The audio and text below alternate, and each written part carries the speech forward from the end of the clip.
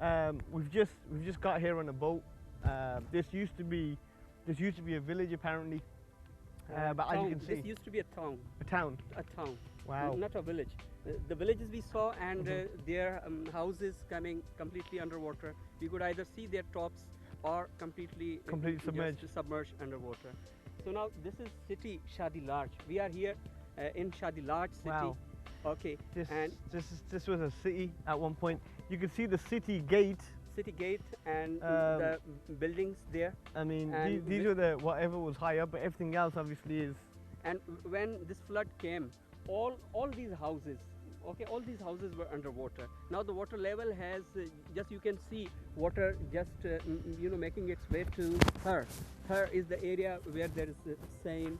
Thar we call the land of sand as Thar. Land of sand. Yes, the land of sand is called Thar. So it's also called desert. So the greatest desert is behind us. Even it could not absorb the water level. Okay, so the water that is decreasing, that is just because of this area. Otherwise, we could not have reached here. And Even the masjid.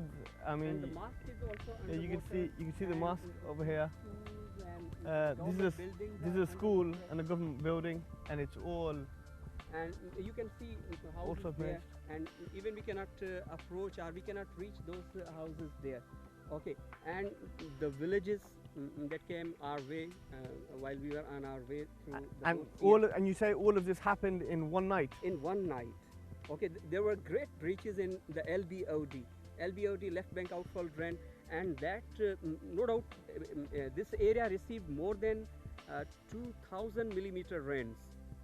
Means this has never happened, this has never occurred in this area, in the history of this area.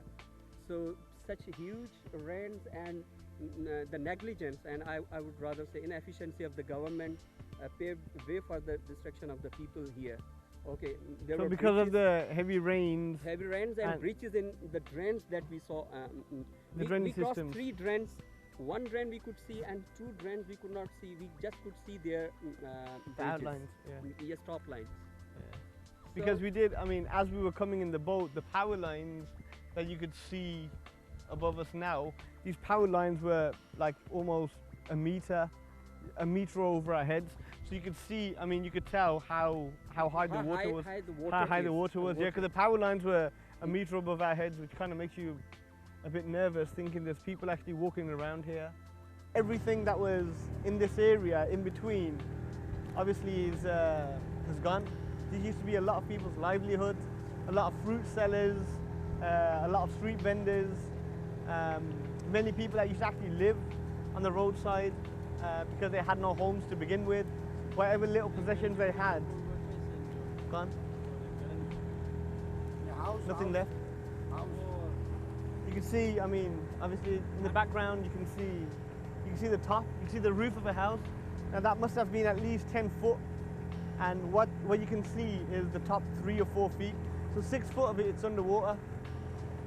I mean, the army are doing what they can, taking aid out to these remote areas in whatever boats they can beg, borrow and get from the government, from the local district governments, and they're doing what they can. But obviously with the limited resources, they can only do so much. The rest is up to us to do what we can. We were in our camp today, and somebody approached. People are still waiting across on the pavements. But obviously it takes a lot longer to wait, so we're taking the boat through the deepest water. And I was saying in the camp today, I was approached by a few families. And in this one particular camp that we're setting up, currently we've got 50 tents set up, and we're in the process of building 105.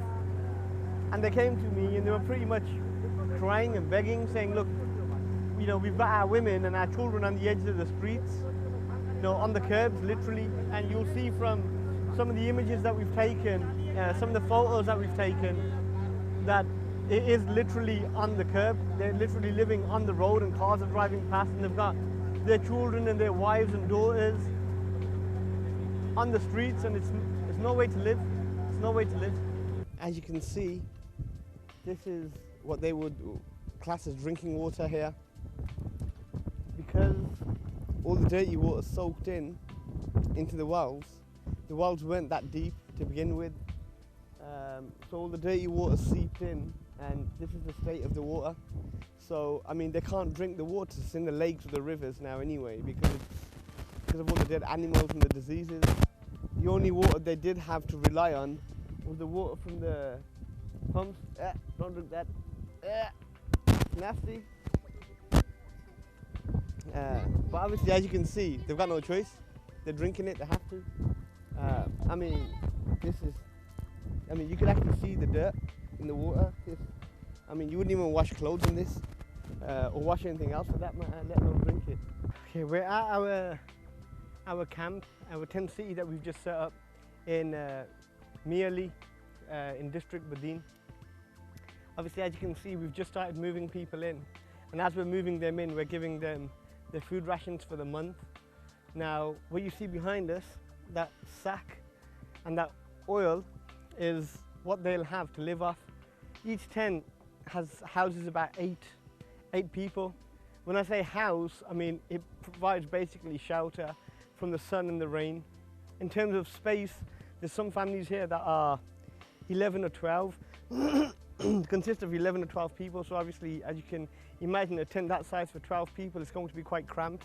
But luckily at the moment the weather isn't too hot, and it's quite windy, which kind of makes things slightly easier for these people. But apart from that, I mean, they've all left their homes with pretty much nothing. So all they've got is the beds, or maybe a couple of kitchen utensils. That's all they have. So we're going to try to give them some food and oil today, so they can start cooking and start doing some stuff on the camp. We've also set up some water pumps on the camp. There'll also be some latrines, some portaloos, and a wash area, which we're hoping to set up in the next couple of days. We've already planted 2 water pumps here, and one more is being planted today in the background. But as you can see, there's still. I mean, we've pretty much finished the distribution now. We only have a few left. But these people have been sitting in the sun for what seems like a whole day, but it's been about 3 hours. I've been standing here same amount of time as they, but they live here every day. So I mean, next month these guys are going to be looking at human appeal again, waiting for that monthly ration to come along, and that's where you guys come in.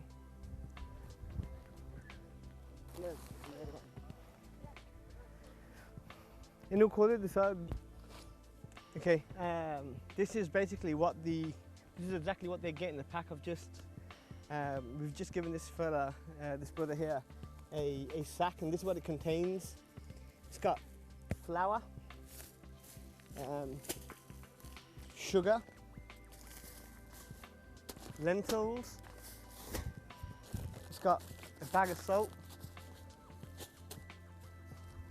This is some spices for cooking. They've got tea and milk, powdered milk, and a small box of tea. They've got some black tea here as well, for them to obviously drink. And then the oil, which is, well, it's about 2 litres of oil, I'm assuming. 3 litres. Yeah, they've got 3 litres of oil. Now this is going to maintain this family for the next month, and then next month they're going to be expecting the same again, because they have no other choice. They've got nothing else left. They used to grow crops themselves and used to harvest, and now would have been about the time that they would have harvested and sold their stuff. But before, where they were in a position where they were feeding 70% of Pakistan's GDP comes from the Sindh area, comes from Sindh. So these guys were in a position a couple of months ago when they were feeding the whole country, and now's come a time upon them where they're looking to the world for food. So I think it's only fair that we step up to the mark and give these guys at least what's owed to them. What you see before you here is the Human Appeal tent village. We're near enough halfway to what we want to be. We expect there's about 50 tents here at the moment. We're hoping for about 150 within the next within the next 2 weeks. What you see here is 50 tents. That's 50 families, each consisting of about 8 people. Everybody's at the moment they've moved in with whatever little they have, and we've marked everything out for them. Today what we've done is we've set up a emergency medical camp. Now with the emergency medical camp, what they get is, the doctors obviously are free, and the medicines that you see them giving out are also free. So anybody from even, not just the tent city, but from neighbouring villages, if they want to come and speak to our doctors and see our doctors and take the medicines, we've already purchased the medicines. So according to what the doctors have recommended that we should buy. We've already purchased the medicine. These guys are the dispensers, as they call them here. And we have, on the other side, we have 2 female doctors, and here we have 2 male doctors, both of whom are dealing mainly with gents, and the lady doctors are dealing mainly with the ladies and the children. We'll go and take a look at the women's side. For these guys, you can't, I mean, we have a hard enough time in the UK trying to keep your children indoors. But when your indoors consists of a 2x4 tent, you've got no choice but to let your children out. And then outside, all they've got is diseased water, malaria, infected mosquitoes, snakes, insects, all sorts of disease. They've got animals, wild dogs walking around, and there's no hygiene, there's no toilets, there's nothing. So everybody does everything in the open. So it's open sewage pretty much, and the children play in it. Obviously, the result of that is pretty obvious. They end up malnourished, they end up diseased, and they die. And that's a reality. It's just what happens, unfortunately. But we're going to do what we can. We're going to do what we can. But we can't do it without your help. So